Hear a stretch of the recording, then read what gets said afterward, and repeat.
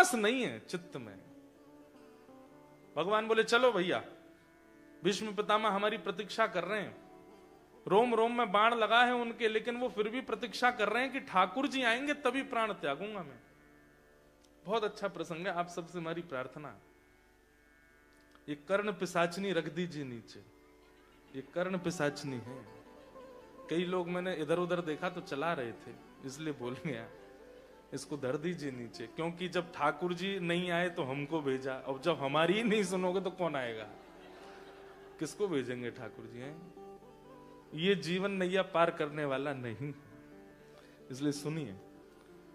भगवान बोले चलिए भीष्म पितामह के पास, और भगवान युधिष्ठिर आदि पांडवों को लेकर के निकल पड़े हैं रणभूमि की ओर, जहां बाणों की सैया पर लेटे हैं पितामह भीष्म। भीष्म पितामह को एक बार बंधुओं बताएं आपको, अगर हिंदू हैं, अगर सनातनी हैं, तो जीवन में एक बार आद्योपांत महाभारत पढ़िए। सीरियल मत देखिए, सीरियल में सबने देखा है मुझे पता है, वो एक बार पढ़िए उसको। गीता प्रेस गोरखपुर की सीधी हिंदी टीका है, एक एक श्लोक का वर्णन है, देख तो आपने रखी है सीरियल्स में, अब एक बार उसको पढ़िए महाभारत को। ऐसी हमारे भारत में एक गलत अफवाह फैल गई है कि घर में महाभारत रखने से लड़ाई हो जाती है, ये महा असत्य है। महाभारत युद्ध कराता नहीं है, युद्ध विराम करता है, एक बार जरूर पढ़िए। तो निकल पड़े भगवान पांडवों को लेकर के।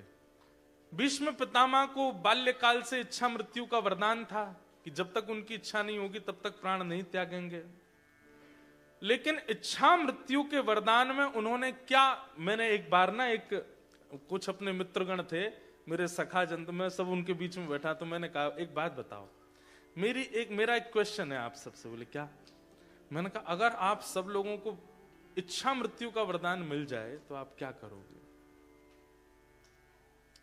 इच्छा मृत्यु मतलब जैसे चाहो वैसे मृत्यु को प्राप्त करो, तो आप क्या करोगे? तो किसी ने कहा मैं तो स्विट्जरलैंड में पहाड़ों की वादियां देखते देखते प्राण त्यागूंगा। एक हमारे यहाँ चटोरा है सखा, वो बोला कि मैं पहले तो साउथ इंडियन खा लूंगा, उसके बाद गुजराती खा लूंगा, फिर बंगाली खा लूंगा, फिर पंजाबी खा लूंगा, और मैं तो इच्छा मृत्यु करूंगा कि मैं इतना खाऊं कि मेरा पेट ही नहीं भरे, और मैं सारे रसों को चख करके अंत में मुझे सबसे प्रिय पान लगता है, तो पान जैसे ही जाए मुख में पूरा मुंह मेरा रच जाए तब प्राण निकले। मैंने वाह भाई,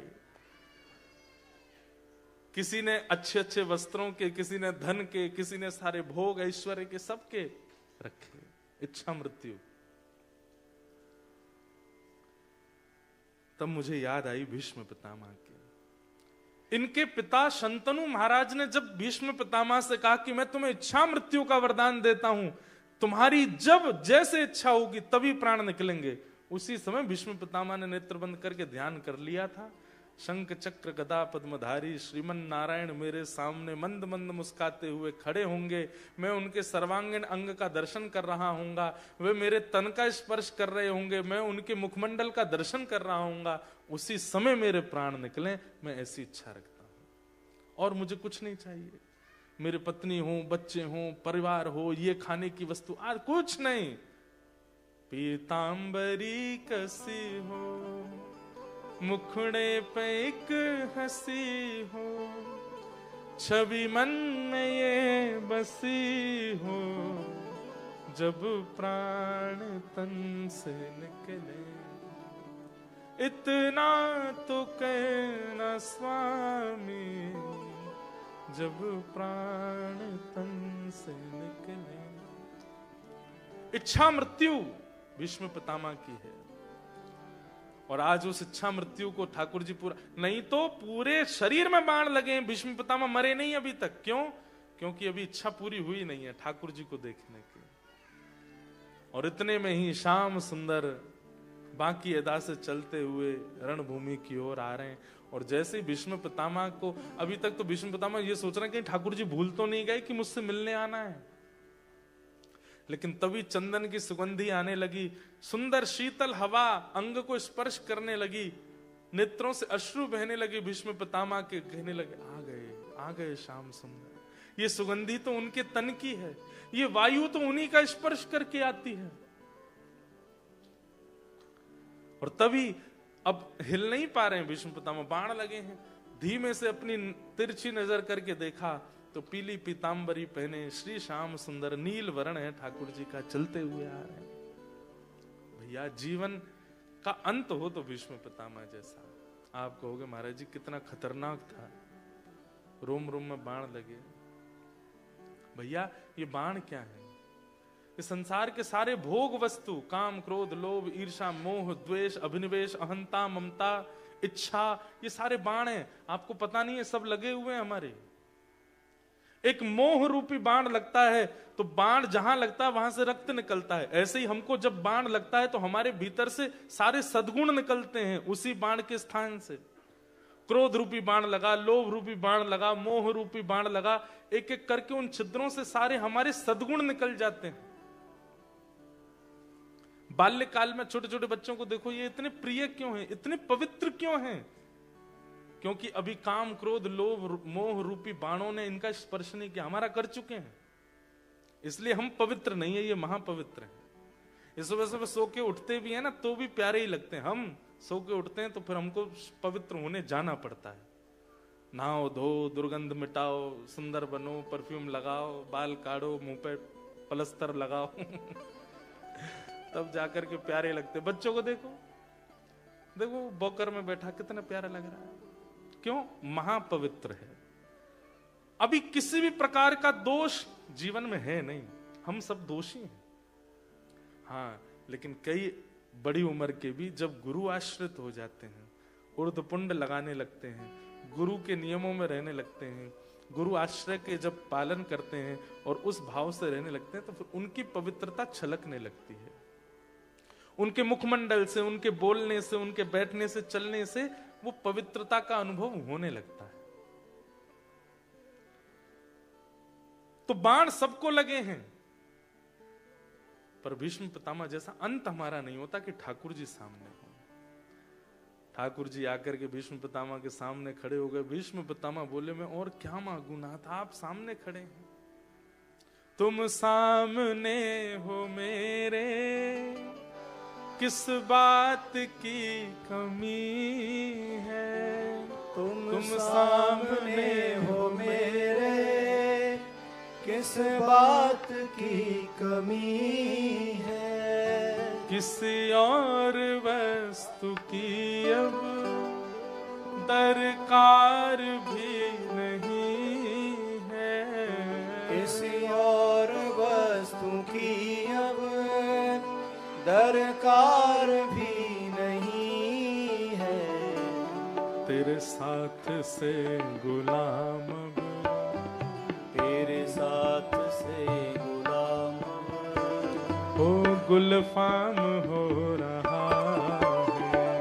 तेरे साथ से गुलाम गुलफाम हो रहा है। करते हो तुम कन्हैया, करते हो तुम कन्हैया, हे करते हो तुम कन्हैया, करते हो तुम कन्हैया। मेरा नाम हो रहा है। मेरा आपकी कृपा से सब काम हो रहा है। मेरा आपकी कृपा से सब काम हो रहा। इतना ही गाना था बस। तुम सामने हो मेरे। भीष्म पितामह के सामने ठाकुर जी खड़े।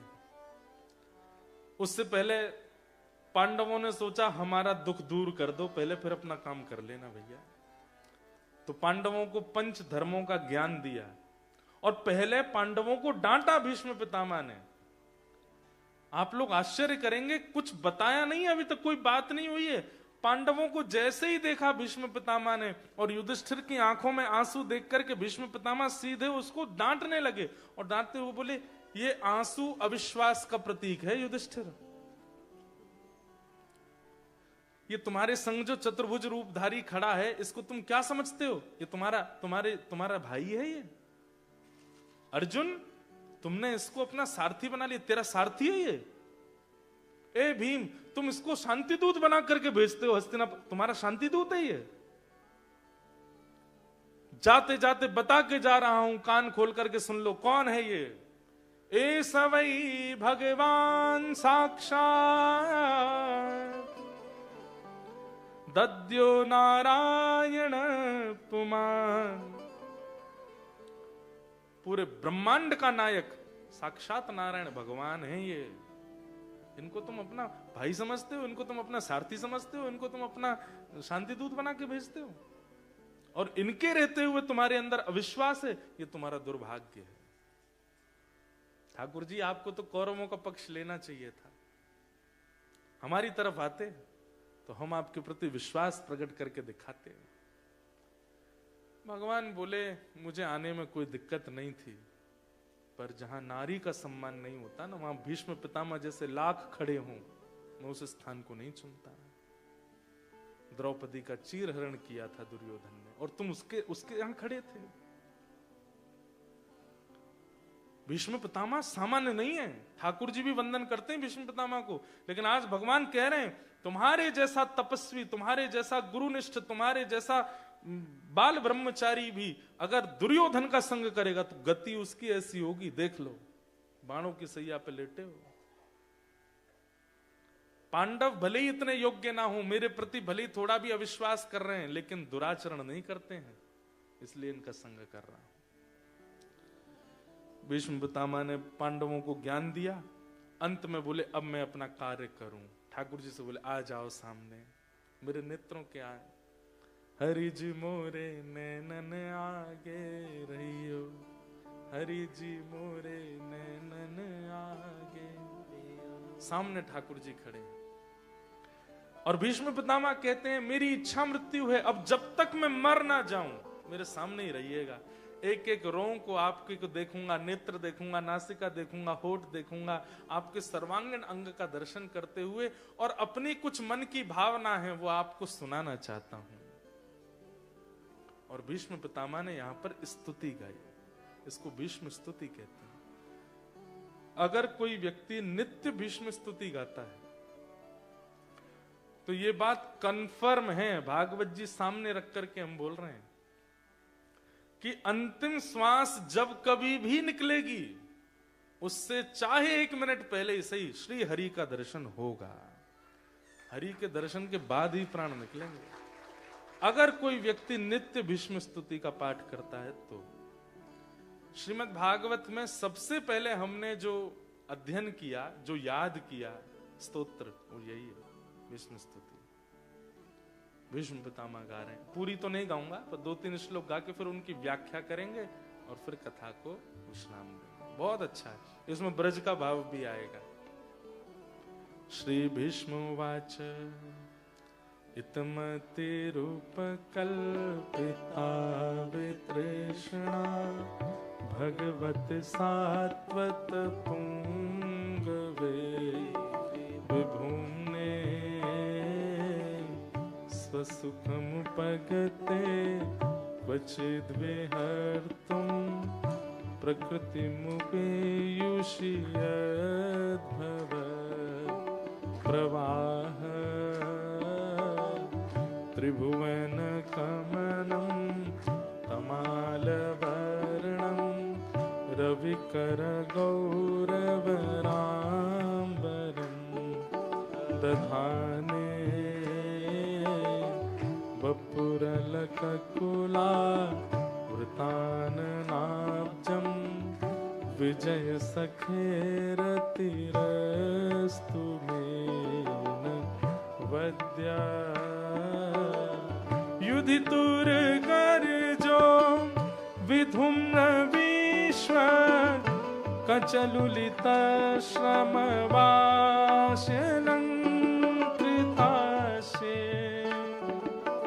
मम निशित शरै निकायुरक्ष्णा त्वचिविलसत्कवचेस्तु कृष्ण आत्मा सखे बचो निशम्य मध्ये निज परयोर्वलयोरथं निवेश्य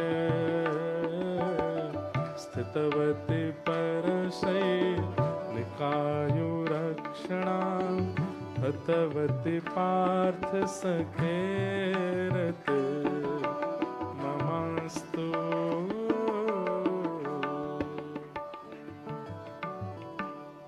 अब सब लोग बिल्कुल ध्यान से सुनो। इतनी अच्छी स्तुति है विष्णु पितामह की। व्यक्ति का कहते हैं ना कि अंत भला तो सब भला। जीवन में फिर चाहे जो किया हो सब भुला देते हैं ठाकुर जी। और भीष्म पितामह का जो अंतिम स्तुति है ना, इसने ठाकुर जी का जैसे मानो जैसे चित्त हरण कर लिया हो। भीष्म पितामह कहते हैं, हे नाथ, मैं जाते जाते एक अपना अधूरा कार्य मेरा रह गया है, उसको पूरा करना चाहता हूं। सब लोग इधर देखो, ध्यान से सुनो।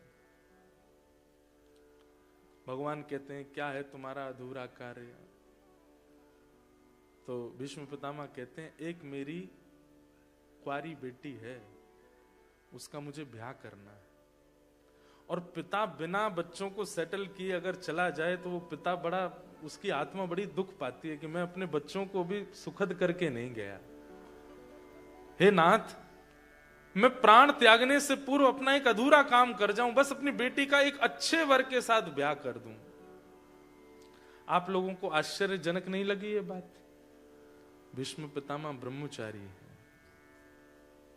उनकी पुत्री है ही नहीं, लेकिन वो पुत्री संबोधन कर रहे हैं। ठाकुर जी पहले स्तब्ध होकर, वे भीष्म पितामह,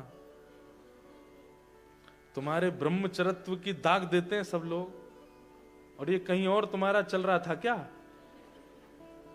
ये घर वाली बाहर वाली वाला चक्कर था क्या कि घर में तो तुम ब्रह्मचारी बने घूम रहे थे और बाहर कहीं तुमने ब्याह कर लिया, वहां तुम्हारे संतान आदि हो गई और तुम हमको बोल के जा रहे हो उसका ब्याह कर दो? भीष्म पितामह मुस्कुराने लगे, बोले कितने कितने सीधे हैं ना आप, कुछ पता ही नहीं है जैसे आपको। बोले फिर भी इसको थोड़ा डिस्क्राइब करो, क्या बात है? तो भीष्म पितामह कहते हैं, हे नाथ, आपने जीवात्मा को एक बेटी सबको दी है बिना ब्याह के, और उस बेटी का नाम है मति। ये मति हमारी बेटी है, ये जो कहती है हम वही करते हैं। बेटी कौन? जो पिता को अपने वश में रखे। मुझे ये पहनना है तो पिता की थोड़ी प्यारी होती है, पिता अच्छा ले पहन ले, मुझे यहां जाना है ले चली जा, मुझे ऑस्ट्रेलिया में पढ़ना है ले पढ़ ले तू। अभी मैं जब आया ना यहाँ पे जिस फ्लाइट में इंडिया से, तो उसमें एक बेटी आई अपने पिता के साथ। अब उसका एक्सेंट ऐसा था, मुझे लगा वो ऑस्ट्रेलिया की होगी। बात कर रही थी, आप फेमस है ना, मुझे आपके संग फोटो खिंचानी में, लोग खिंचा। तो एक्सेंट देख करके तो लग रहा था कि वो यहीं की होगी। तो फिर मैंने पूछा, आप यहीं रहते हो? नहीं नहीं, मैं पढ़ने आई हूं, पहली बार ही आई हूं। मैंने, वाह, पिताजी महाराज संग में थे।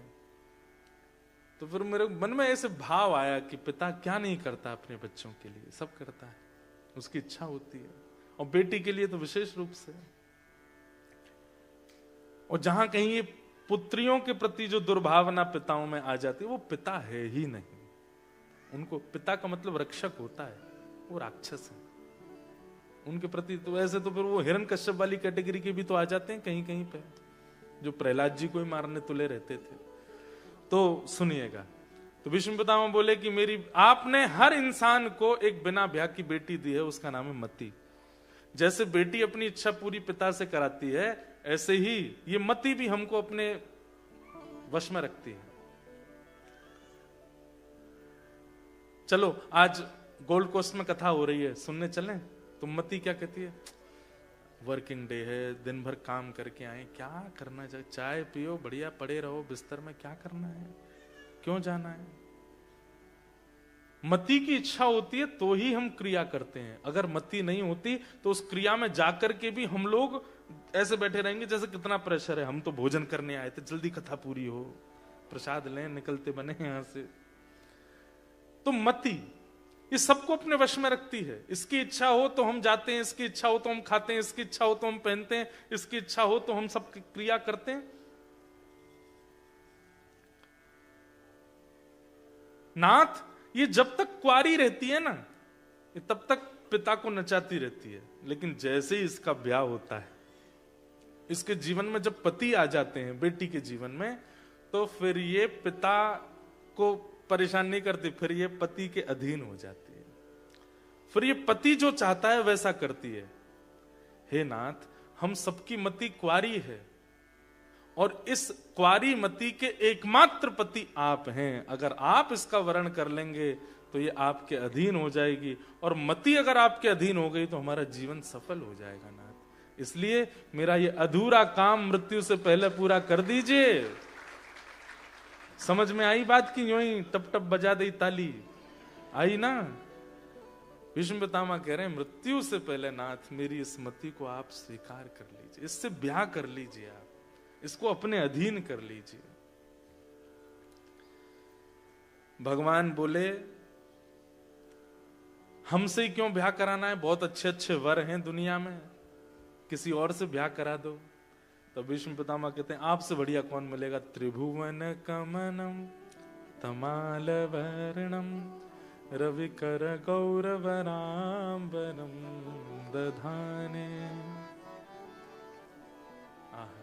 अरे ऐसो चटक मटक सो ठाकुर, तीनों लोकन हूँ मैं ना। ऐसो चटक मटक सो ठाकुर, तीनों लोकन हूँ मैं ना। हमारा आज गाने का मन कम कर रहा है, एक दो लाइन गा के हमारा यूं होता है कथा तो कहते हैं, अब ऐसे लेट हो गए बहुत। लोकन हूं मैं नाए, तीनों लोकन हूं मैं नाए। हाँ लोकन हूँ मैं नाए, तीनों लोकन हूँ मैं नाए। ऐसो चटक मटक सो ठाकुर, तीनों लोकन हूँ मैं नाए। ओ ऐसो चटक मटक सो ठाकुर, तीनों लोकन हूँ मैं नाए। विष्णु पितामह कह रहे हैं आपसे प्यारा कौन है ठाकुर जी इस संसार में, जिसको मैं अपनी पत्नी बेटी दूं? मेरी बेटी तो आपसे ही ब्याह करेगी। ठाकुर जी बोले केवल सुंदरता नहीं देखनी चाहिए, होने वाले दामाद में केवल सुंदरता है और कर दिया ब्याह, पता चली बुद्धि गुड़गोबर है पूरी, समझदारी भी होनी चाहिए, बहुत सारे गुण देखने चाहिए दामाद में, तब जाके बेटी का ब्याह करना चाहिए। सौंदर्य देख करके ब्याह नहीं, शौर्य भी होना चाहिए। अरे कल को जीवन में अप डाउन आएगा तो बेटी की रक्षा करने वाला हो ना, ऐसा थोड़ी हो कि ब्याह करा दिया और जीवन में विपरीतता आ गई तो बेटी के ही पीछे छुपा है, तुम बचाओ मुझे तो मैं क्या करूं अब, ऐसा थोड़ी होना चाहिए। शौर्यवान होना चाहिए। भीष्म पितामह बोले एक आईना रख लीजिए अपने आगे, क्योंकि जो जो आप गुण बोलते जाओगे मैं सब आप में दिखा दूंगा। ठाकुर जी बोले शौर्य कहां है हम में? अरे राजाओं के डर के मारे बीच नदी, बीच समुद्र में नगरी बना करके रहते हैं हम तो, द्वारिका में। लोग बाग ये कहते थे जब ठाकुर जी थे पृथ्वी पे कि राजाओं के डर के मारे समुद्र के बीच में नगरी बना के रहता है कृष्ण, इसको डर लगता है राजाओं से। भीष्म पितामह बोले आप जैसा शौर्य किसका होगा? बोले क्यों? युधितुर गर्जो विधुम्न विश्व क्वच लुलित श्रम वार्य लंकृताश्य मम निशित शरीर विविद्यमान त्वचि विलसत कवचेस्तु कृष्ण आत्मा। आप जैसा शौर्य किसका हो सकता है नाथ? क्यों? बोले अर्जुन को एक बाण स्पर्श नहीं कर पाया महाभारत युद्ध में, क्यों? क्योंकि आप उसके रक्षक थे, आप उसके सामने सारथी बनकर के बैठे थे, जबकि अर्जुन सबका केंद्र बिंदु था, लेकिन उस अर्जुन को एक बाण स्पर्श नहीं कर पाया। इसमें अर्जुन का शौर्य नहीं है, आपका शौर्य है।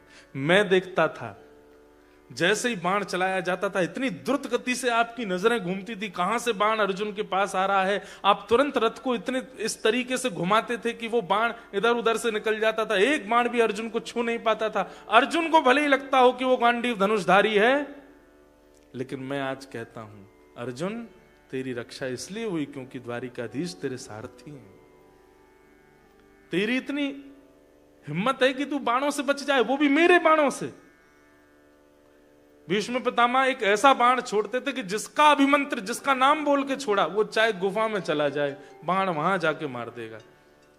कौन को फोन है भैया? ये तुम्हारो है? कौन को है?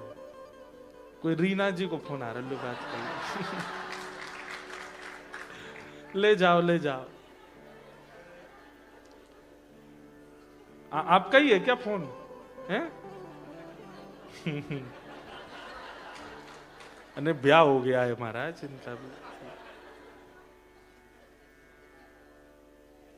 उठा लियो मैंने। जय हो। बोलो वृंदावन बिहारी लाल। वो तो हम कभी कभी सीधे साधे बन के गंभीरता में कथा करते नहीं, तो हमको तो ऊधम ही आते हैं करने।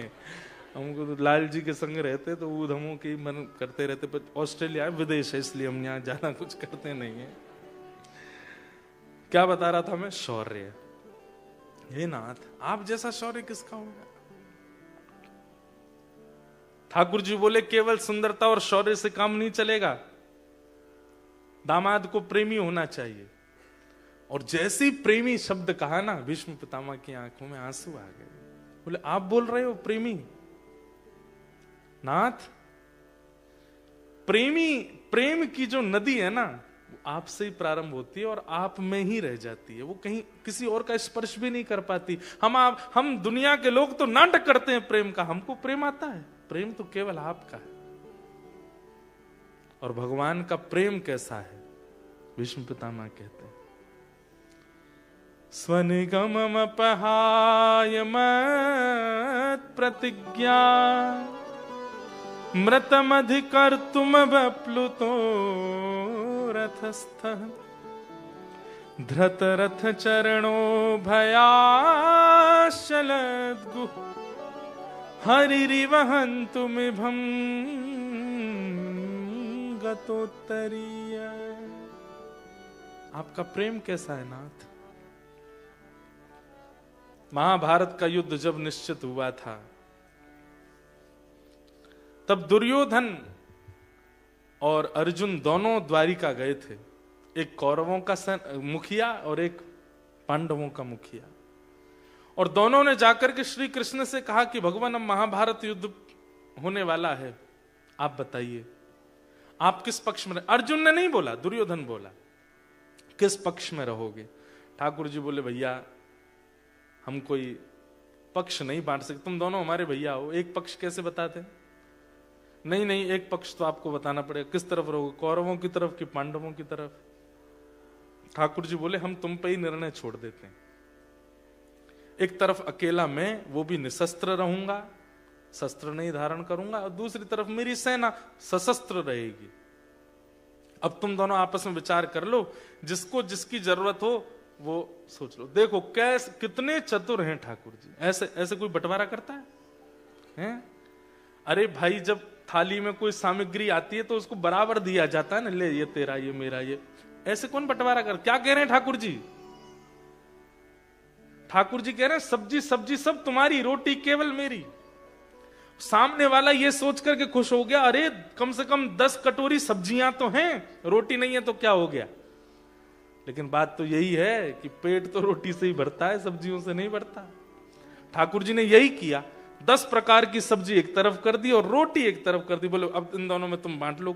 मैं अकेला एक तरफ रहूंगा, शस्त्र नहीं उठाऊंगा, और दूसरी तरफ मेरी पूरी सेना रहेगी, सशस्त्र रहेगी। थोड़ी देर बाद दुर्योधन बोला, जय जय, आपका वैसे भी प्रेम बहुत ज्यादा है इन पांडवों से, अर्जुन से आपकी मित्रता बहुत ज्यादा है। कभी कभी हमारे संग तो आप बहुत कम रहे हो ना बचपन से, हमसे कोई गड़बड़ी हो गई तो आपका भोग कैसे बनता है, आप सोते कैसे हैं, आपका बिस्तर कैसा होता है, आपको क्या क्या चीजों की रिक्वायरमेंट होती है, हमको तो इतना पता नहीं है, इन लोगों को ज्यादा पता है। तो हमारी तो ये इच्छा रहेगी आप सुखद विराजेंगे, आप इन्हीं की तरफ जाओ, हमको सेना दे दो।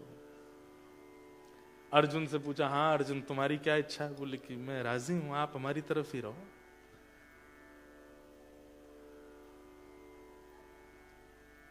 क्वालिटी छोड़ दी, क्वांटिटी पकड़ ली। ठाकुर जी को कहा आप जाओ, और भगवान चले गए अर्जुन की तरफ और सेना आ गई पांडवों की तरफ, कौरवों की तरफ।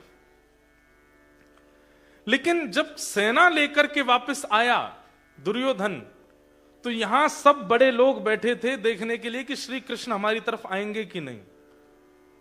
लेकिन जैसे ही दुर्योधन आया तो सबने पूछा, हाँ भाई क्या हुआ, किस तरफ जा रहे हैं श्री कृष्ण? बोले कृष्ण तो चले गए पांडवों की तरफ, लेकिन उन्होंने अपनी पूरी सेना हमको दे दी। अच्छा है ना, उन्होंने तो प्रतिज्ञा ली है कि वो पूरे महाभारत युद्ध में शस्त्र नहीं उठाएंगे। सब लोगों को इस बात से कोई फर्क नहीं। सब बोले ठीक है, बिना शस्त्र के रख के क्या फायदा था, ठीक है, अच्छा है, सेना बढ़ गई अपनी और बढ़िया ही रहा। लेकिन भीष्म पितामह तो चिंतन करने लगे।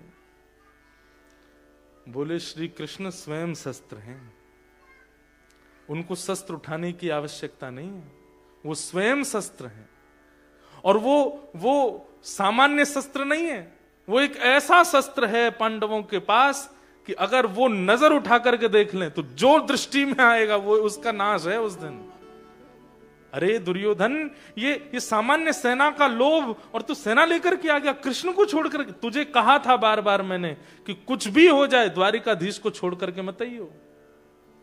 अरे काका जी आप समझते नहीं है, वो निहत्ते खड़े रहेंगे दिन रात, उनकी आरती थोड़ी करनी है। सुख संपत्ति घर आवे, कष्ट मिटे तन का, ओम जय जगदीश हरे, ये तो दुनिया करती है, हमको तो युद्ध करना है ना, सेना की आवश्यकता है। बोले तू नहीं समझेगा, अब तुझे युद्ध बताएगा कि कृष्ण क्या है, वो बिना शस्त्र के क्या कर सकते हैं, देखना तू युद्ध में। लेकिन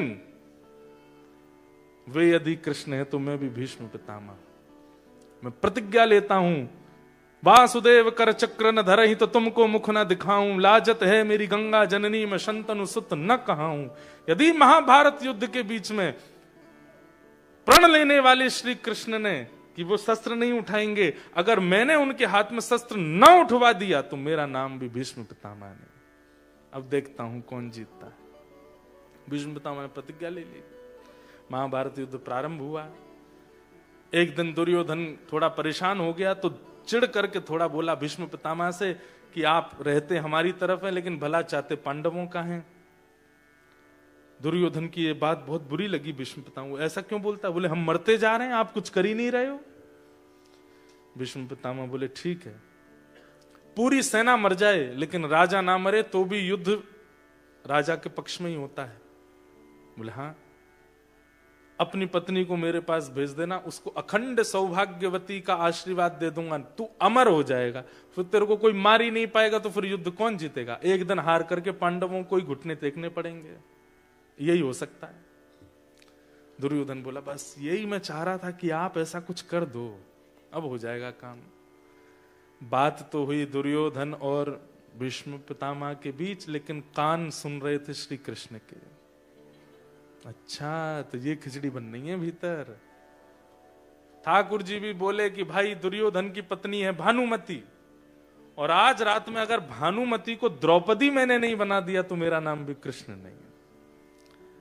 आशीर्वाद तो मिलेगा भीष्म पितामह का, लेकिन भानुमति को नहीं मिलेगा, द्रौपदी को मिलेगा। भैया महाभारत युद्ध में बहुत इन्वेस्ट किया ठाकुर जी ने। अर्धरात्रि में ठाकुर जी उठे, ऊंची धोती पहनी, सिर पर स्वाफा बांधा और बिल्कुल ग्वारिया का भेष, काजल बड़ा बड़ा लंबा लंबा लगा करके ठाकुर जी हाथ में लालटेन लेकर के पहुंच गए द्रौपदी के पास। देख रहे हैं चोर कोई देख तो नहीं रहा हमको, सिर पर यहाँ पे कारी कमरी डाल रखी है। द्रौपदी के पास जाकर के सोती हुई द्रौपदी सुता को उठाया, चल मेरे साथ जल्दी। द्रौपदी बोली कहाँ जाना है? बोले भीष्म पितामह का आशीर्वाद लेना है। बोले दिन में ले लेंगे, रात में क्यों जाना है? बोले दिन तक अगर सोती रही तो तेरा भाग्य सो जाएगा, महाभारत युद्ध समाप्त हो जाएगा, चल जल्दी। द्रौपदी को उठा के लेकर के, बहन है ना भगवान की, इतना अच्छा वर्णन है। ठाकुर जी द्रौपदी को लेके चले, द्रौपदी धीरे चल रही थी, उसकी जूतियां फंस रही हैं पैरों में। ठाकुर जी बोले रुक यहीं पर, क्या बात है क्यों नहीं चल पा रही? बोले मेरे पैरों में जूतियां हैं। ठाकुर जी बोले उतार दे इनको। ऐसे कैसे उतारते हैं? ये पिताजी के पक्ष से आई हैं, इनको कैसे छोड़ दूंगी? ठाकुर जी अल्लाह मुझे दे। तो द्रौपदी की जूतियों को ठाकुर जी अपने पटका में बांध करके, एक इधर एक इधर, दोनों तरफ जूती बांध के ठाकुर जी हाथ पकड़ के जल्दी चल मेरे साथ। कैसे भक्त वत्सल हैं श्री कृष्ण। कितना प्रेम करते हैं ठाकुर जी।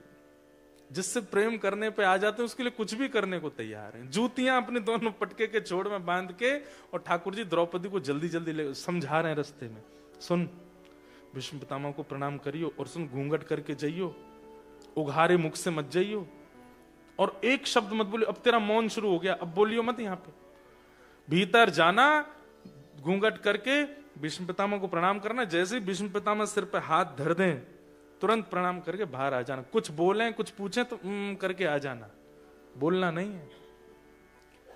और ये सब क्यों है, क्या है, कैसे, ये सब बाद में बताऊंगा, अभी बताने का समय नहीं मेरे पास। जल्दी चल। ले गए ठाकुर जी। जैसे ही पहुंचे भीष्म पितामह के शिविर के बाहर, भगवान बोले अब अंदर मैं नहीं जाऊंगा, तू जा। भीतर गई द्रौपदी। भानुमति अभी आई नहीं है। भानुमति कौन? दुर्योधन की पत्नी। उससे पहले द्रौपदी पहुंच गई, और द्रौपदी जैसे ही जाकर के वहां बैठी, भीष्म पितामह ने भजन कर रहे थे, देख लिया कि आ गई है भानुमति। जल्दी जल्दी अपनी माला पूरी करके नेत्रों से लगाई। आ गई तुम, बैठो। हाथ में जल लिया, खड़े होकर के गए, और हे नारायण, अपने संपूर्ण जीवन में मैंने जितना भजन किया है उस सबका प्रताप मैं इस कन्या को देता हूं। अखंड सौभाग्यवती भव। दोनों भुजा द्रौपदी के सिर पर रख करके बोले, तुम्हारा सौभाग्य यानी कि तुम्हारे पति अजर अमर हो जाए, उसको कोई नहीं मार पाएगा। जैसे ही द्रौपदी ने ये आशीर्वाद सुना, अखंड सौभाग्यवती भव, ये तो नहीं बताया था कृष्ण ने कि ये आशीर्वाद मिलेगा। द्रौपदी बोली, ये आशीर्वाद दे रहा अखंड सौभाग्य का, और मेरे सौभाग्यों के पीछे धनुष बाण लेके भागते हैं ये महाभारत युद्ध में, यही पीछे पड़े रहते हैं उनके। एक बार इनको बता तो दूं कि फिर कल से मुझे दिख मत जाना पांडवों के पीछे भागते हुए। तुरंत द्रौपदी ने अपना घूंघट उठा लिया। तो फिर याद रहे, एक नहीं, दो नहीं, तीन नहीं, चार नहीं, पांचों की जिम्मेवारी आपकी है। अगर खरोंच भी आई महाभारत में तो मैं आपसे पूछूंगी। भीष्म पितामह बोले, द्रौपदी तू आए? मैंने तो भानुमति को बुलाया था, तू कहां से आ गई? क्यों, मैं नहीं आ सकती? नहीं, आ तो सकती, पर मैंने भानुमति को बुलाया था। ये भानुमति द्रौपदी कैसे हो गई? ये तो पूरा महाभारत पलट गया, ये तो सब कुछ पांडवों के पक्ष में चला गया। अरे बिटिया, तुम्हारी विजय हो गई है, आज जीत गए तुम लोग, अब पांडवों की वध हो ही नहीं सकता। द्रौपदी बोली, ये तो मेरा भाग्य है, सौभाग्य, प्रणाम करती हूं, चलती हूं मैं। भीष्म पितामह बोले, सुन, तू अकेली आई रात को, और एक बात बता, तेरे को क्यों लगा कि मुझे आशीर्वाद लेना चाहिए? द्रौपदी बोली, वो सब बात नहीं, बस मैं जा रही हूं, मुझे नींद आ रही है, मैं जा रही हूं। रुक जा, यहीं पर रुक, अकेली तो नहीं आई है तू, कौन आया है तेरे साथ? भीष्म पितामह समझ गए ये बुद्धि कोई और लगा ही नहीं सकता है, एक ही है इनके पास। इसीलिए तो भीष्म पितामह कहते हैं कृष्ण स्वयं शस्त्र है भैया। कौन आया तेरे साथ में? बोले, हमारा ग्वारिया आया है, गायों का दूध निकालता है, वो आया है। जरा मिलवा तो मुझे, मैं भी देखूं कैसा ग्वारिया थे। चल करके भीष्म पितामह गए। हाँ रे भैया, कहां है ग्वारिया? ठाकुर जी ने जैसे ही भीष्म पितामह को देखा, ठाकुर जी चौकड़ी मार के भागे वहां से। बोले, ये बोल गई होगी भीतर जाके जरूर। भीष्म पितामह बोले, रुक जा रुक जा रुक जा, वहीं रुक जा। ठाकुर जी रुक गए। भीष्म पितामह बोले, इधर आओ। हाँ भाई, कौन से ग्वारिया हो तुम? बोले, मैं गोपाल ग्वारिया। गोपाल ग्वारिया, इधर आओ। सिर पर से जैसे पटका हटाया, मोर पिच्छ जो छिपा हुआ था वो प्रकट हो गया। आकाश में चंद्रमा अपने आप को रोक नहीं पाए। श्री कृष्ण की ऐसी मधुर झांकी अभी हस्तिनापुर में प्रकट हुई है। अरे भाई, कोई प्रकाश तो करो ठाकुर जी के ऊपर। जैसे मेन कैरेक्टर स्टेज पर आता है तो सामने से फोकस लाइट पड़ती है, जैसे हेलोजन पड़ती है, ऐसे ही ठाकुर जी थोड़े ओझल से दिख रहे हैं, अंधेरा हो रहा है, तो चंद्रमा स्वयं को रोक नहीं पाए। द्वितीया तृतीया का चंद्रमा था, लेकिन चंद्रमा ने विचार किया, ऐसे सुंदर ठाकुर जी ऊंची धोती पहने हैं, उधरी सी बगलबंदी पहने हैं, काला पटका सिर पर कंधे पर डाले हैं, काजल लगाया है, कोई आभूषण नहीं पहना है, ऐसे सुंदर ठाकुर जी का दर्शन तो किया जाए। तो द्वितीया का चंद्रमा, तृतीया का चंद्रमा आज असमय पर पूर्णिमा हो गया और पूर्णिमा होकर के ठाकुर जी को प्रकाशित करने लगा। भीष्म पितामह के पहले तो नेत्र सजल हो गए रूप माधुरी देख करके, भक्त है ना कृष्ण के। लेकिन थोड़ी देर बाद बोले, छलिया कपटी माखन चोर, मरकट बंधु बंदरों के यार, कैसा दिमाग चलता है तुम्हारा, सबकी सोच से परे जाते हो, कैसे कर लेते हो ये सब। ठाकुर जी बोले, हम जय जय हैं। कौन है?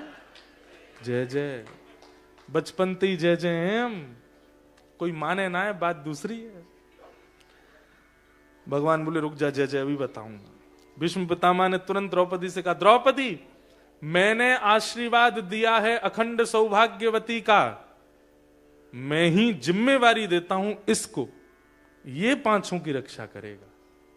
मैं तो धनुष चलाऊंगा, मैं तो धनुष उठाऊंगा, बाण चलाऊंगा, लेकिन उन पांचों को बाण ना लगे ये जिम्मेवारी इनकी है। इसलिए जो तू बात मुझसे कह रही थी ना भीतर की, खरोंच भी आई तो मैं आपसे सवाल करूंगी, अब मैं तुझे कह रहा हूं, मैंने वरदान दिया है कि तेरे पांचों पति अखंड सौभाग्य उनका हो जाए, पर मैं ही जिम्मेवारी देता हूं कि पांचों के प्राण की रक्षा करने की जिम्मेवारी इसकी है। इसलिए खरोंच आवे तो इससे पूछना, मुझसे नहीं। मैं तो अपना कर्तव्य करूंगा, धनुष बाण चलाऊंगा। और सुन श्री कृष्ण, कल से महाभारत का नेतृत्व मैं करूंगा, देखता हूं तुम कैसे बचाते हो पांचों को। भीष्म पितामह भीतर चले, भगवान बोले, मिल गई शांति। क्यों बोली भीतर जाके? राहत मिल गई होगी, आत्मा तेरी तृप्त हो गई होगी। अरे तो उन्होंने क्या गलत कहा? पांचों की अरे वो ये सब नहीं, वो अपनी प्रतिज्ञा करे बैठे हैं कि मेरे हाथ में शस्त्र उठवाना है उनको, और वो उठवा के ही मानेंगे। अब कल से मेरी चिंता और बढ़ गई। मैं तो सोच रहा था अब तान दुपट्टा सोऊंगा, द्रौपदी को आशीर्वाद मिल जाएगा, मुझे कुछ करने की आवश्यकता नहीं, लेकिन तूने तो मेरी और जिम्मेवारी बढ़वा दी। और अगले दिन महाभारत युद्ध जैसे शुरू हुआ। आज भीष्म पितामह अलग ही तेज में आए हैं, ऐसे बाण चलाते हैं कि महाराज एक साथ सेना के कितने योद्धाओं को नष्ट करने लगे। तभी भीष्म पितामह ने केंद्र बिंदु रखा अर्जुन को, और एक ऐसा बाण अभिमंत्रित किया जिस बाण में से 1000 बाण प्रकट होते हैं, चाहे जितनी गति से अपने रथ को भगा ले, एक बाण तो लगे ही जाएगा। उस बाण का मंत्र जैसे अभिमंत्रित करने लगे, ठाकुर जी देखो कितनी द्रुत, कान लगा के सुन लिया इतनी दूर से कि कौन सा बाण चला रहे हैं। ठाकुर जी बोले, इस बाण से नहीं बच पाएगा अर्जुन, इसके लिए तो फिर मुझे सुदर्शन चक्र धारण करके विराट रूप शंख चक्र गदा पद्म लेने पड़ेंगे, तभी कुछ हो सकता है, नहीं तो इस बाण से मैं कितनी भी द्रुत गति से भगा लूं, 1000 बाण कोसों तक, योजनों तक जाएंगे और अर्जुन को छोड़ेंगे नहीं। भगवान बोले, अब क्या करूं क्या करूं क्या करूं, कैसे बचाऊं क्या करूं। तभी देखा एक रथ का टूटा हुआ चक्का पड़ा था। बोले, ये चक्का फेंक करके भीष्म पितामह के इस मंत्र को खंडित करूं, तभी ये युद्ध यहाँ, ये बात यहां रुक सकती है। नजर तो है भीष्म पितामह पर, और तुरंत ठाकुर जी रथ से कूदे, टूटे हुए चक्के की ओर दौड़े। 2 बार तो हाथ में केवल रेत आई, क्योंकि भीष्म पितामह की ओर देख रहे थे कि बाण चला ना दें। 2 बार तो हाथ में केवल धूल ही पड़ी। तीसरे प्रयास में जैसे ही रथ का चक्का हाथ में आया, ठाकुर जी का मानो विराट रूप वहीं प्रकट हो गया, और रथांग पाने बनकर के ठाकुर जी जैसे ही दौड़े हैं, भीष्म पितामह ने देख लिया कि चक्र उठा लिया है, तुरंत अपने धनुष बाण नीचे धर दिए, ताली बजाने लगे, वाह वाह वाह वाह वाह, जय हो जय हो जय हो, प्रतिज्ञाधारी की जय हो। ये प्रतिज्ञा कर रहे थे, आप कहो मैं शस्त्र बिन भूमि हरहूं सब भार। सब ताली बजाने लगे, बोले आप तो कह रहे थे कि आप शस्त्र नहीं उठाओगे। हाँ भाई, कहां गए प्रतिज्ञाधारी, देख लो भैया सब लोग। और सब वहां पे युद्ध समाप्त हो गया, सब हंसी करने लगे, जोर जोर से हंसे, पेट पे हाथ धर धर के हंसे, लोट लोट के हंसे। ठाकुर जी सबको देख रहे, बोले रुक जाओ बेटा, बताऊंगा तुमको, हंस लो।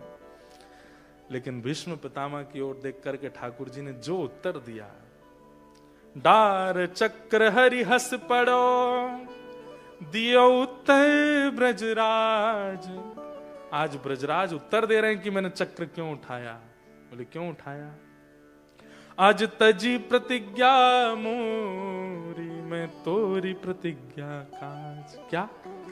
अरे सुन तो लो बात पहले पूरी। अद्भुत हैं ऑस्ट्रेलिया वाले।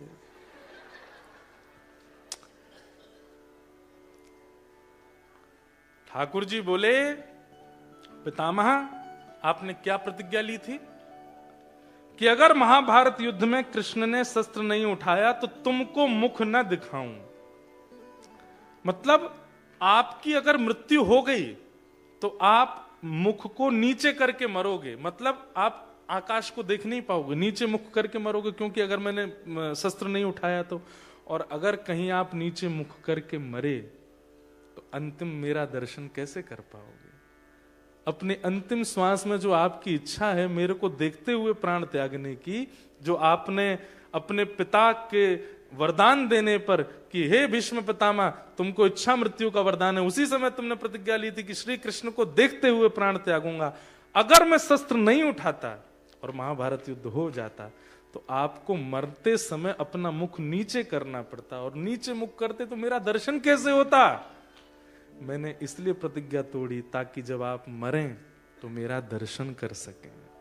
भीष्म पितामह के तो नेत्र सजल हो गए, दौड़ करके चरण पकड़ लिए, बोले नाथ मैं तो सोच रहा था मैंने आपको हरा दिया, लेकिन वास्तव में आपको हरा करके भी आप ही जीत गए हैं, आपकी ही करुणा है, ये आपका प्रेम है नाथ। भीष्म पितामह बोले, ये जो मैं आज बाणों की सैया पर सीधा लेटा हूं नाथ, ये भी आपकी कृपा है। यदि आपने उस दिन चक्र नहीं उठाया होता तो मैं आपको देख भी नहीं पाता, ये आपके अनुग्रह है।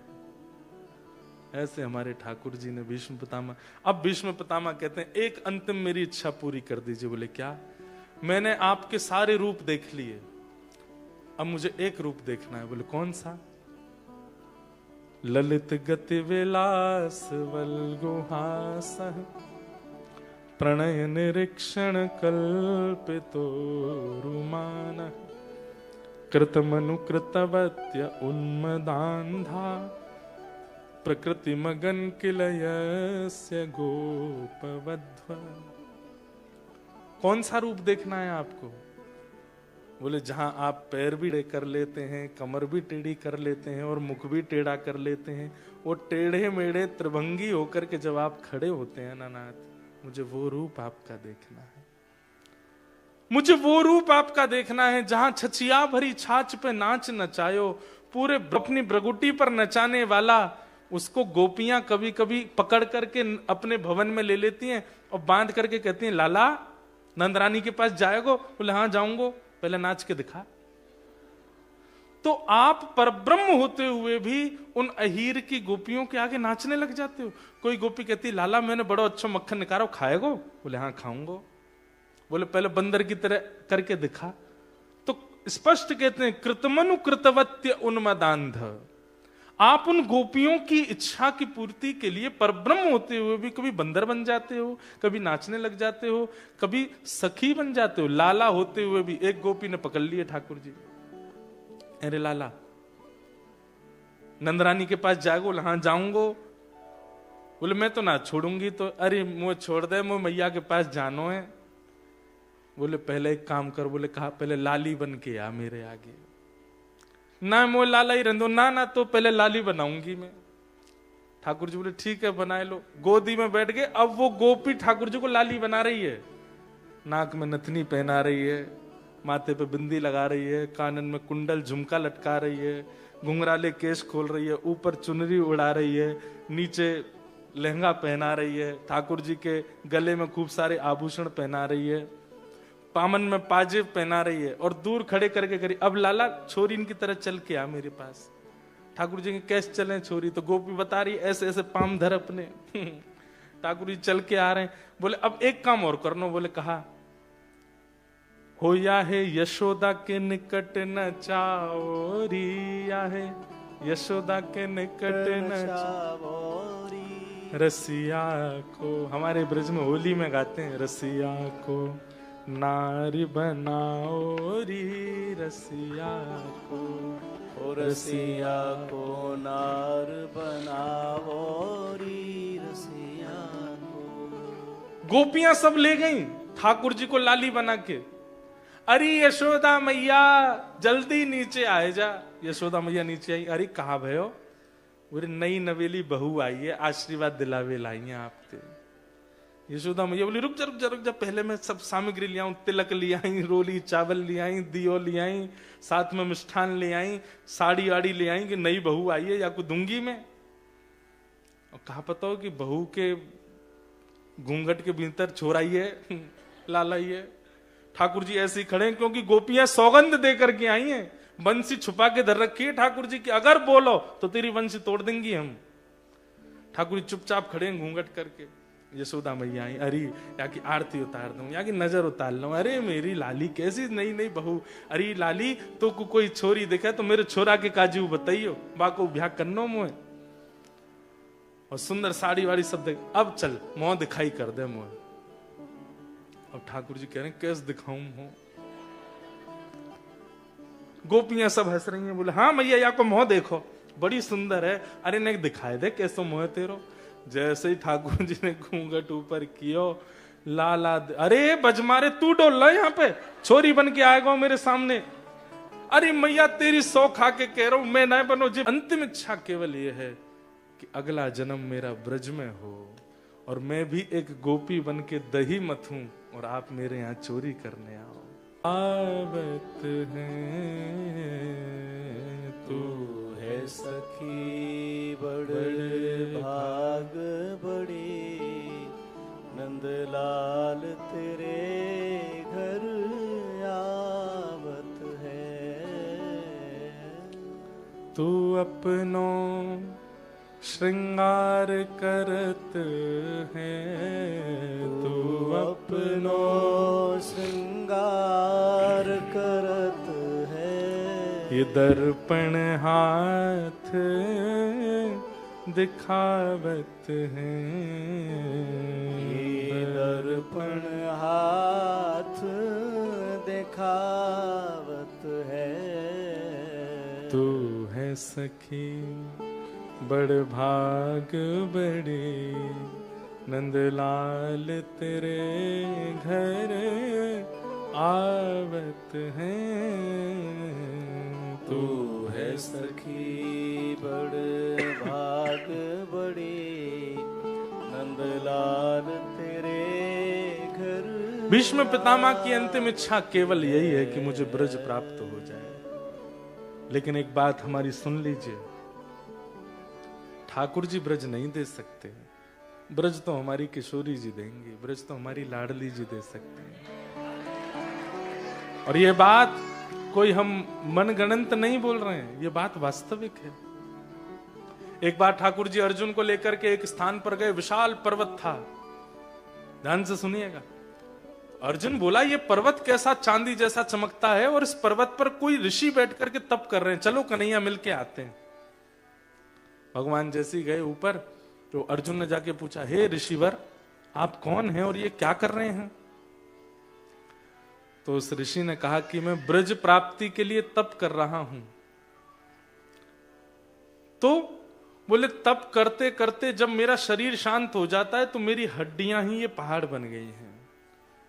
तो अंदाजा लगा लो मैंने कितने जन्मों से तप कर रहा हूं लेकिन अभी तक मुझे ब्रज मिला नहीं है। अर्जुन बोले अरे अब तुमको मिल जाएगा क्योंकि मैं साक्षात कन्हैया संग लेके आया हूं। रुको। अर्जुन उठ के गया, ठाकुर जी इसकी ऐसी ऐसी है, देखो कितना जीवन निकाल, पर्वत बन गई इसकी अस्थियां, कितने जन्म गवा दिए इसने। अब आप साथ में आए, शायद हम लोग इस रास्ते पर इसीलिए आए कि आपको इस पर कृपा करनी है, चलो अब इसको ब्रज दे दो। ठाकुर जी चुपचाप खड़े हैं। बोले क्या हो गया? बोले जो चीज हमारे वश में नहीं वो हम कैसे दें? बोले मतलब?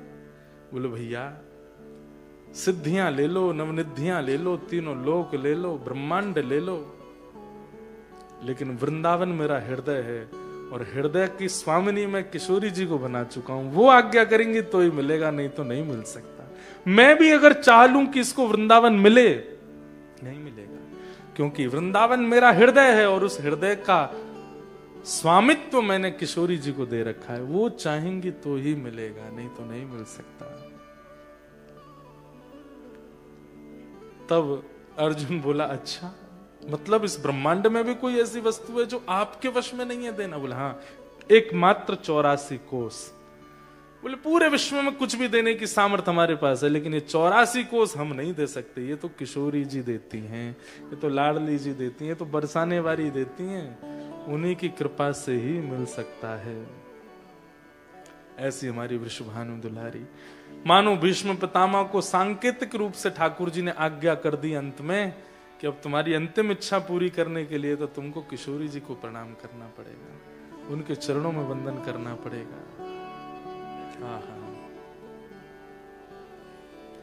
हमारे ब्रज में बड़े भाव से गाते हैं। ओ मन भूल मत जयो राधा रानी के चरण, मन भूल मत जइयो राधा रानी के चरण। ओ मन भूल मत जयो राधा रानी के चरण, मन भूल मत जइयो राधा रानी के चरण। ओ राधा रानी के चरण, महारानी के चरण, राधा रानी के चरण, महारानी के चरण। राधा रानी के चरण, महारानी के चरण, राधा रानी के चरण, महारानी के चरण। मेरे मन भूल मत जइयो राधा रानी के चरण, मेरे मन भूल मत जइयो राधा रानी के चरण। मन भूल मत जइयो राधा रानी के चरण, मन भूल मत जइयो राधा रानी के चरण। वृषभानु की किशोरी सुनी गैया हूत भोरी, वृषभानु की किशोरी सुन गैया हूत भोरी। हे वृषभानु की किशोरी सुन बैया हूते भोरी, वृषभानु की किशोरी सुन गैया हूत भोरी। प्रीत जान के हो थोड़ी तो है राखेगी शरण, प्रीत जान के हो थोड़ी तो है राख। मेरे मन भूल मत जइयो राधा रानी के चरण, मेरे मन भूल मत जइयो राधा रानी के चरण। मेरे मन भूल मत जइयो राधा रानी के चरण, मेरे मन भूल मत जइयो राधा रानी के चरण। ओ राधा रानी के चरण, श्यामा प्यारी के चरण, राधा रानी के चरण, श्यामा प्यारी के चरण। ओ राधा रानी के चरण, महारानी के चरण, राधा रानी के चरण, महारानी के चरण। मेरे मन भूल मत जइयो राधा रानी के चरण, मेरे मन भूल मत जइयो राधा रानी के चरण। मेरे मन भूल मत जइयो श्यामा प्यारी के चरण, मेरे मन भूल मत जइयो श्यामा प्यारी के चरण। ओ जाहे श्याम उर हेर, राधे राधे राधे टेर, जाके श्याम उर हेर, राधे राधे राधे टेर। जाके श्याम उर हेर, राधे राधे राधे टेर, जाके श्याम और हेर, राधे राधे राधे टेर। हो बांसुरी में बेर बेर करे नाम से रमण, बांसुरी में बेर बेर करे नाम से रमण। मेरे मन भूल मत जइयो राधा रानी के चरण, मेरे मन भूल मत जइयो राधा रानी के चरण। मेरे मन भूल मत जइयो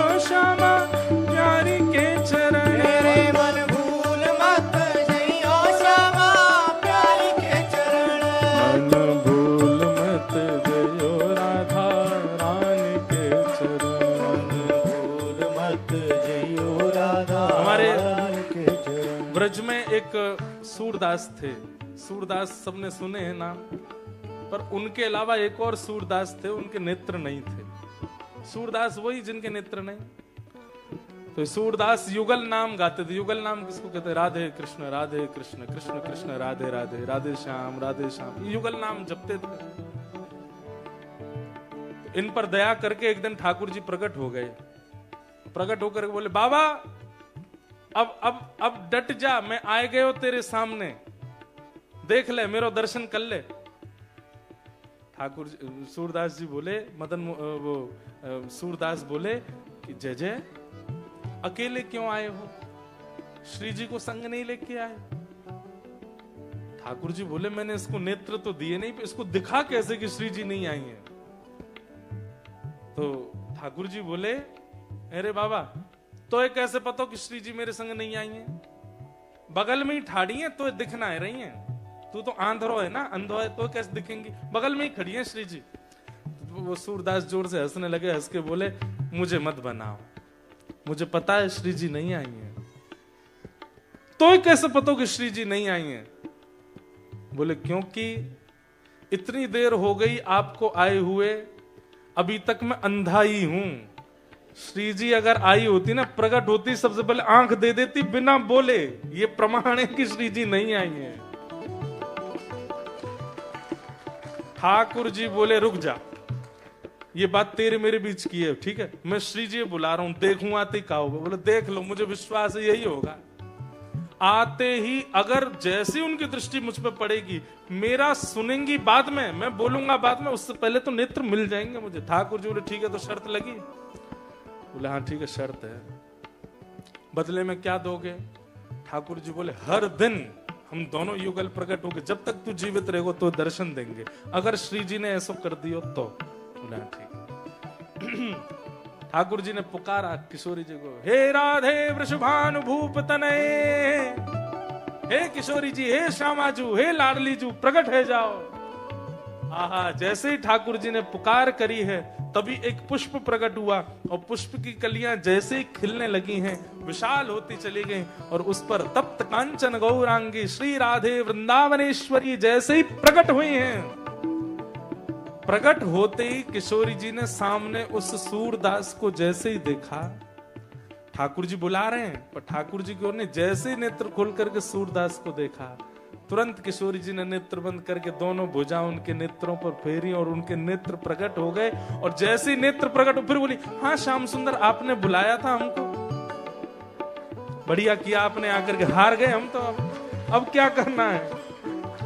सूरदास जी के जैसे ही नेत्र खुले, दोनों युगल को देखा, चरणार बिंदों को प्रणाम करके दोनों के वरद हस्त को अपने सिर पे लिया, और फिर अंत में बोले, श्याम सुंदर, जो हमने बात कही देख ली ना, ये हमारी किशोरी जी है। आपसे कहना पड़ता है, इनसे कहना नहीं पड़ता। ये तो दीन दुखियों के जैसे ही कुछ अभाव को देखती है ना, इतनी दयामयी है, इतनी करुणामयी है, तुरंत प्रदान कर देती है। ये हमारी किशोरी जी। अब अपनो वचन ने भैया, जब तक मेरे प्राण जीवित हैं। अरे भैया, दर्शन करने के बाद दुनिया के हर भक्त की इच्छा होती है अब मेरे प्राण चले जाएं, पर मेरी तो एक ही इच्छा है कि मैं इतना लंबा जीऊं ताकि हर दिन आपके दर्शन करता रहूं, क्योंकि ठाकुर जी ने वचन दिया है, ये रोज आएंगे मेरे पास। हो ब्रज में, हाँ ब्रज में, हो ब्रज में रतन राधिका गोरी, ओ ब्रज में रतन राधिका गोरी, ब्रज में रतन राधिका गोरी, ओ ब्रज में रतन राधिका गोरी, ओ राधिका गोरी, राधिका भोरी, राधिका गोरी, राधिका गोरी, ओ राधिका गोरी, राधिका भोरी, राधिका गोरी, राधिका गोरी, ओ ब्रज में। जागो। ऐसे नहीं, भुजा उठा के ने प्रेम से जय हो को जय जयकार होनी चाहिए। हो ब्रज में, हो ब्रज में, हो ब्रज में रतन राधिका गोरी, ओ ब्रज में रतन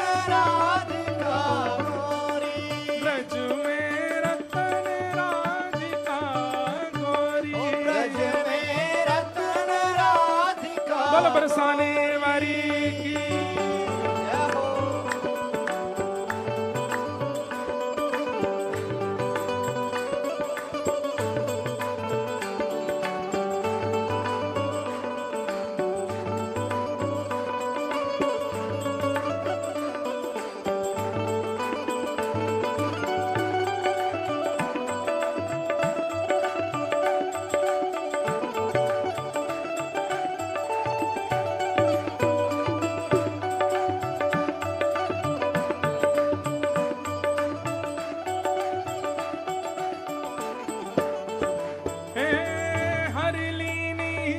वृषभानु भवन ते हरलीनी वृषभानु भवन ते हरलीनी वृषभानु भवन ते हरलीनी वृषभानु भवन हे वृषभानु भवन ते वृषभानु भवन ते वृषभानु भवन ते वृषभानु भवन ते हरलीनी वृषभानु भवन ते हरलीनी वृषभानु भवन ते ओ नंद सुवन की जोड़ी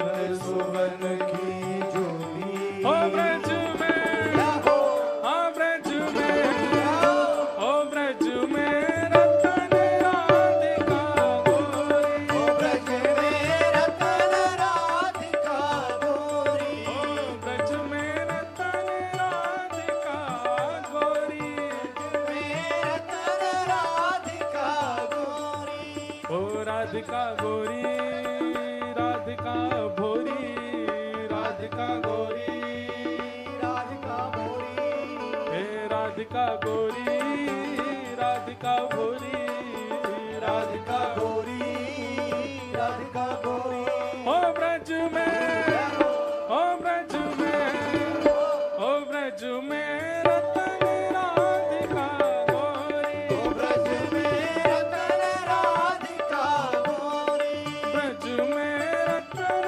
राधिका गोरी ब्रज में रतन राधिका गोरी ओ कृष्णदास प्रभु गिरधर नागर कृष्णदास प्रभु गिरधर नागर कृष्णदास प्रभु गिरधर नागर कृष्णदास प्रभु गिरधर हे नागर प्रभु गिरधर नागर गिरधर हे नागर प्रभु गिरधर नागर गिरधर नागर प्रभु गिरधर नागर गिरधर नागर प्रभु गिरधर नागर हे प्रभु गिरधर नागर प्रभु गिरधर नागर कृष्णदास प्रभु गिरधर नागर कृष्णदास प्रभु गिरधर नागर हे कृष्णदास प्रभु गिरधर नागर कृष्णदास प्रभु गिरधर और नागर नागरी नवल किशोरी नागर नवल किशोरी ओ नागरी नवल किशोरी नागर नवल किशोरी ओ ब्रज में ने एक और जोर लगाए के अरे किशोरी जी को नाम तो खूब भाव से बोलना चाहिए हो ब्रज में हो ब्रज में हो ब्रज में रतन राधिका गोरी ब्रज में रतन राधिका गोरी ब्रज में रतन राधिका गोरी ब्रज में रतन राधिका गोरी हे ब्रज में रतन राधिका गोरी ब्रज में रतन राधिका गोरी हे राधिका गोरी राधिका भोरी राधिका गोरी राधिका गोरी राधिका गोरी राधिका भोरी राधिका गोरी राधिका हो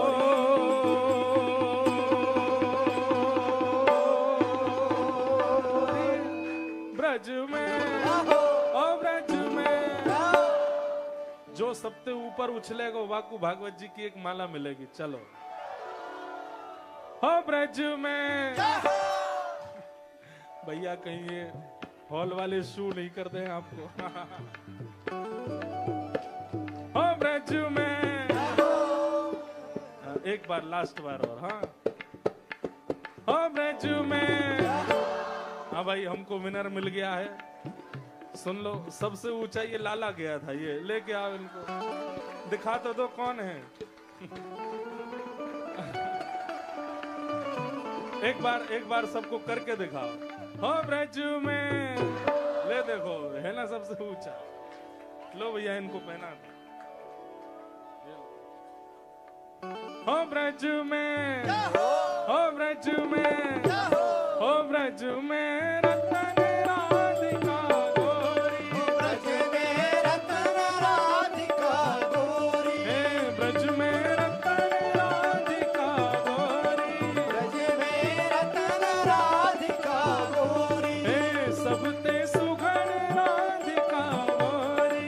सबते सुघड़ राधिका। जय राधे राधे राधे राधे श्री राधे राधे राधे राधे जय राधे राधे राधे राधे श्री राधे राधे राधे राधे वृषभानु दुलारी राधे राधे वृषभानु दुलारी राधे राधे हरिवंश प्रियारी राधे राधे हरिदास दुलारी राधे राधे अति भोरी भारी राधे राधे साने वारी राधे राधे कृष्ण प्यारी राधे राधे राधे राधे राधे राधे राधे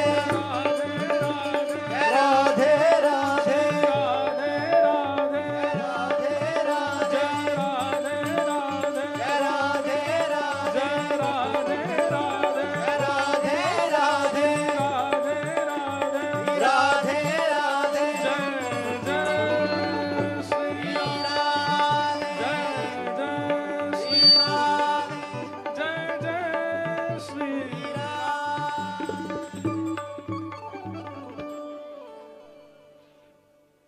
जो राधा नाम न हो तो रसराज बिचारो रो तो। जो राधा नाम न हो तो गाइए रसराज विचारो रो तो नहीं होत कृष्ण अवतार रटे जा राधे राधे। अरे नहीं हो तो कृष्ण अवतार रटे जा राधे राधे। यह वृंदावन की लीला मत जानो गुड़ को टीला। ये वृंदावन की लीला मत जानो गुड़ को चीला। हो या में ऋषि मुनि गए हार रटे जा राधे राधे। होया में ऋषि मुनि गए हार रटे जा राधे। और अंतिम बात कह के विश्राम। तू वृंदावन में आयो तेने राधा नाम न गायो। वृंदावन में आयो तेने राधा नाम न गायो। तेरे जीवन को धिकार रटे जा राधे राधे। तेरे जीवन को देकार रटे जा राधे। जय जय श्री राधे। बोलो वृषभानु दुलारी की जय जयकार। तूने एक जोर से कर जाओ, अगली साल मिलेंगे फिर। बोलो वृंदावन बिहारी लाल की जय। वृषभानु के जमाई की पूछ री के लौटा की हुप हुप प्यारे। क्या बात है वंशी वारे, शाबाश।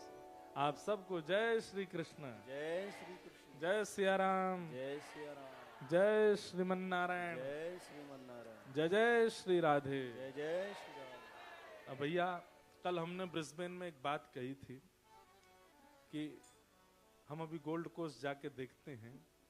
अगर हमको ब्रिस्बेन गोल्ड कोस्ट में थोड़ा लगा कि हाँ ठीक है, यहाँ के सब वैष्णव आनंद कथा सुनने वाले हैं, तो अगली साल हमने मेलबर्न और सिडनी को तो समय दिया है और कहीं नहीं दिया।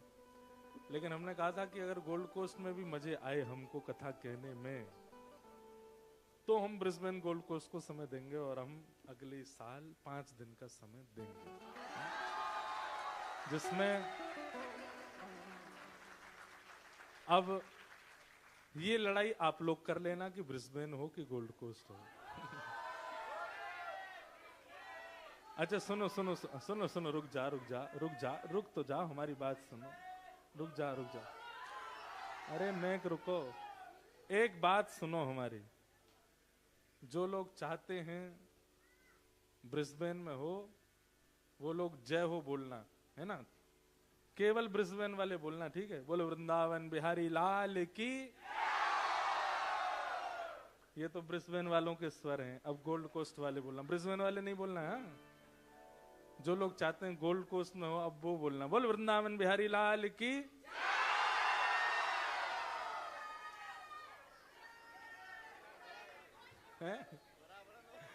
सुनो भाई, ये हुआ क्या है? ये ब्रिस्बेन वाले भी बोल रहे थे क्या? है? तो फिर सुनो, ऐसा होगा हैं? नहीं, मैच जो कह रहे हैं ड्रॉ नहीं करना है, तो एक काम करते हैं, टॉस कर लें हैं? वाह, ये बात बढ़िया लगी हमको। तो एक काम करते हैं, 3 दिन ब्रिस्बेन, 2 दिन गोल्ड कोस्ट, ठीक है? अब लेकिन शर्त उसमें एक चलेगी कि चाहे ब्रिस्बेन हो चाहे गोल्ड कोस्ट हो, अटेंड 5 दिन करना है ना? तो अगली साल का ऐसे क्रम रखेंगे। आप सब लोगों को जय श्री कृष्ण, जय सिया राम, जय श्रीमन नारायण, जय जय श्री राधे। वाह, धन्यवाद, राधे राधे।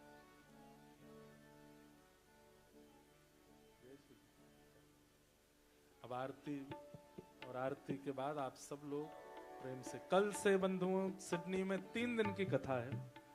जो लोग आ सकते हैं आइएगा, नहीं तो लाइव सुन लीजिएगा। और फिर 2 दिन कैनबरा में है। अभी ये 5 दिन के सत्र और ऑस्ट्रेलिया में बचे, आप लोग श्रवण कीजिए। आरती बाल कृष्ण की जय, आरती बाल कृष्ण अपनो जन्म सफल कर लीजिए, अपनो जन्म सफल कर लीजिए। श्री यशोदा को परम दुलार